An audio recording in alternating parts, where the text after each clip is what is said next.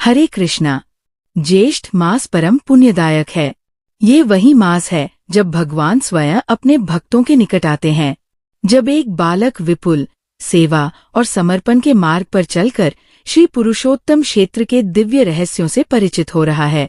पिछली कथा में भगवान श्री बलराम ने उसे एक असंभव से लगने वाले कार्य का उत्तरदायित्व सौंपा, उस दीपक को पुनः प्रज्वलित करने का, जिसे माता कुंती ने पांडवों के वनवास काल में पुरुषोत्तम क्षेत्र में स्थापित किया था। वह दीपक, जो हर वर्ष ज्येष्ठ पूर्णिमा की रात्रि में स्वयं प्रज्वलित होता था, इस बार शांत था, और जब तक वो नहीं जलता तब तक ऋषि आदित्यव्रत की आत्मा को मुक्ति नहीं मिल सकती। विपुल को इस दीपक तक पहुंचने के लिए 3 संकेतों को ढूंढना था। भगवान श्री जगन्नाथ ने कहा था कि पहला संकेत समुद्र के किनारे मिलेगा। उस रात वो अकेले ही समुद्र के उस तट पर पहुंचा जहां बालू चांदनी से चमक रही थी। लहरें उसकी पायल की तरह बज रही थीं। रात की नीरवता में केवल लहरों का संगीत था और विपुल के कदमों की आहट। उसे नहीं पता था वो क्या ढूंढ रहा है, पर उसके हृदय में पूर्ण विश्वास था कि वह मार्ग स्वयं प्रकट होगा। वह बालू पर बैठ गया और मन ही मन भगवान का स्मरण करने लगा। कुछ ही क्षणों में समुद्र की लहरें तेज हो गईं। वह घबरा गया, पर तभी एक विचित्र दृश्य सामने आया। एक छोटी सी चमकती हुई वस्तु लहरों के बीच से बाहर आई और तट पर आकर रुक गई। विपुल ने जाकर देखा, वह एक कौड़ी थी, लेकिन साधारण नहीं। उस पर संस्कृत में कुछ लिखा था, यत्र बाल्य तत्र मार्गण। विपुल को कुछ समझ नहीं आया। वह कौड़ी हाथ में लिए मंदिर की ओर चल पड़ा। शायद वहां कोई इसका अर्थ बता सके। अगले दिन वह उस संत के पास पहुंचा जो सदैव मंदिर के दक्षिण भाग में बैठते थे। उनके पास जाने से पहले ही वे बोले, बालक, वह कौड़ी तुम्हें द्वार के पहले रहस्य तक ले जाएगी, परंतु जान लो, ये मार्ग बाहरी नहीं, अंतरात्मा के भीतर से गुजरता है। जहां तुमने अपना बचपन खोया था, वही पहला संकेत मिलेगा।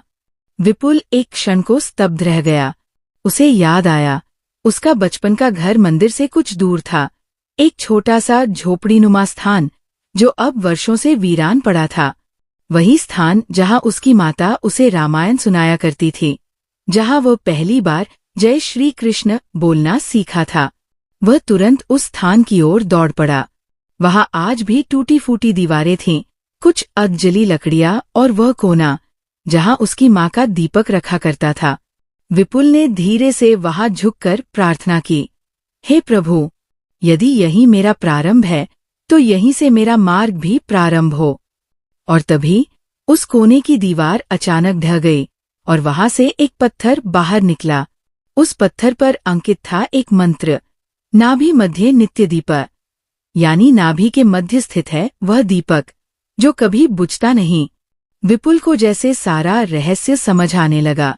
यह दीपक बाहरी नहीं, बल्कि अंतरात्मा का प्रतीक है। जब तक सेवा और समर्पण का दीप भीतर नहीं जलेगा, तब तक बाहर का दीप कैसे जलेगा? वो वापस मंदिर पहुंचा और अगले कुछ दिनों तक उसने किसी से बात नहीं की, केवल सेवा, ध्यान और मौन का व्रत लिया। दिन रात वह केवल एक ही प्रार्थना करता, हे प्रभु, मुझे अपना बनाओ, मुझमें वह ज्वाला प्रज्वलित करो जिससे मैं उस दीपक को जलाने योग्य बन सकूं। एक रात जब वो ध्यानस्थ था, मंदिर की घंटियां स्वयं बज उठीं। पुजारियों ने कहा, ये संकेत है कि भगवान बलभद्र की कृपा किसी पर प्रकट हुई है। ठीक उसी समय विपुल को स्वप्न में भगवान श्री कृष्ण के दर्शन हुए। वे मुस्करा रहे थे। उन्होंने कहा, तुमने पहला संकेत पा लिया है, अब समय है दूसरे रहस्य के उद्घाटन का। वह स्थान जहां ये दीपक छिपा है, वह साधारण नहीं, वो वही स्थल है जहां मैंने स्वयं द्वारका छोड़ने से पूर्व एक यज्ञ किया था और जिसे केवल सेवा और ज्ञान के संयोग से ही प्राप्त किया जा सकता है। विपुल ने आंखें खोलीं। सामने मंदिर के द्वार पर एक वृद्ध पुजारी खड़े थे।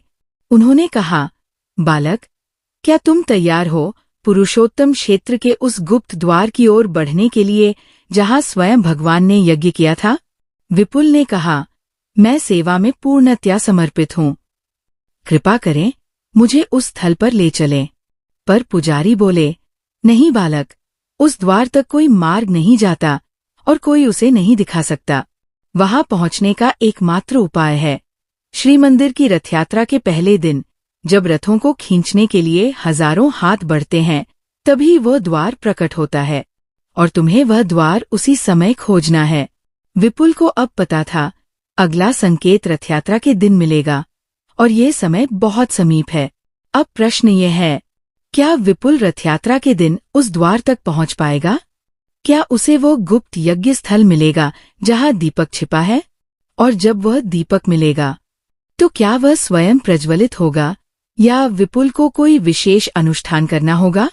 इसका उत्तर छुपा है अगले दिन की कथा में, जब हम प्रवेश करेंगे श्री पुरुषोत्तम क्षेत्र के सबसे गुप्त द्वार में, जहां भगवान श्री कृष्ण ने अंतिम बार यज्ञ किया और जहां से जुड़ा है रथयात्रा का सबसे बड़ा रहस्य, जो आज तक बहुतों को ज्ञात नहीं।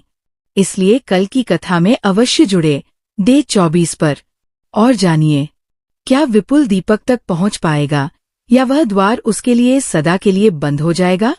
यदि ये कथा आपके हृदय को छू गई हो तो कमेंट में हरि बोल अवश्य लिखें और BRS ज्ञान चैनल से जुड़े रहें, क्योंकि अगली कथा वो उजाला लाने वाली है जो अंधकार में डूबे विश्वास को पुनः प्रज्वलित करेगा।